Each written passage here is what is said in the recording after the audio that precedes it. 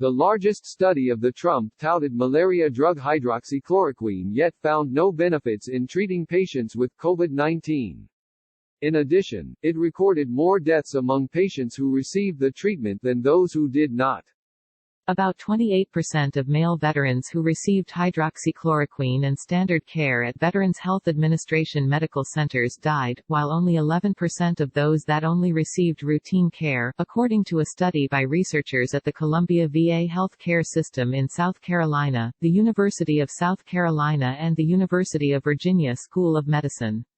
The study has been submitted to the New England Journal of Medicine. However, it has not yet been peer-reviewed, according to the Associated Press.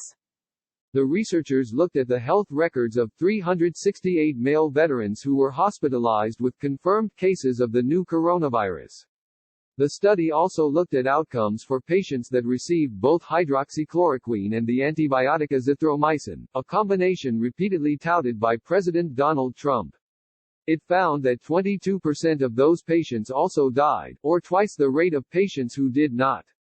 The study similarly found no difference in patients who needed a ventilator. We found no evidence that use of hydroxychloroquine, either with or without azithromycin, reduced the risk of mechanical ventilation in patients hospitalized with COVID-19, the researchers wrote. An association of increased overall mortality was identified in patients treated with hydroxychloroquine alone. These findings highlight the importance of awaiting the results of ongoing prospective, randomized, controlled studies before widespread adoption of these drugs.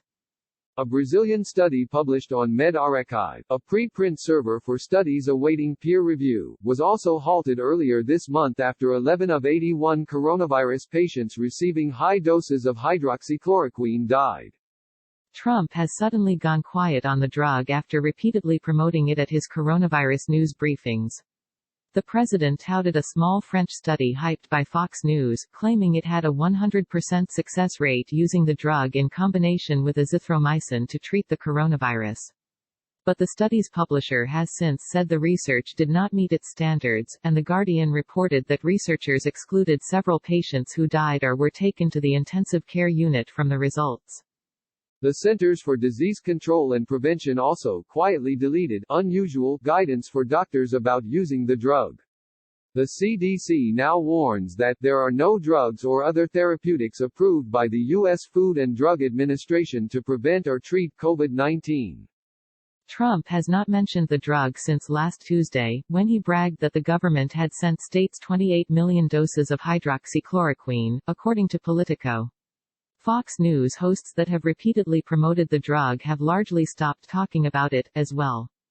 The president touting the drug as a game changer has led to blow-ups among officials on the White House coronavirus task force.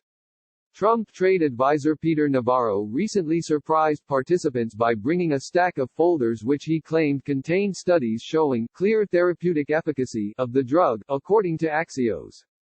Dr. Anthony Fauci, the director of the National Institute of Allergy and Infectious Diseases, pushed back on that claim, stressing there was only anecdotal evidence that the drug worked on coronavirus patients. The remark set Peter off, a source told the outlet. There has never been a confrontation in the task force meetings like the one yesterday, another source said. People speak up and there's robust debate, but there's never been a confrontation.